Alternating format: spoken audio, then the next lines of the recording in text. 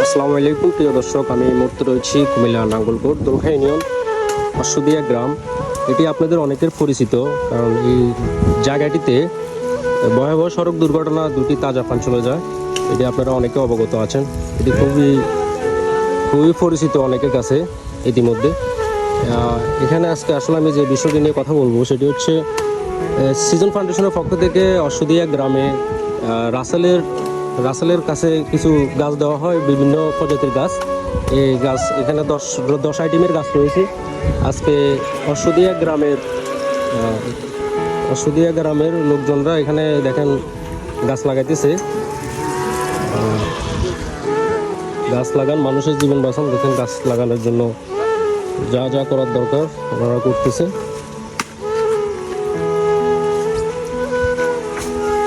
এগুলো সিজন ফাউন্ডেশনের পক্ষ থেকে আসছে।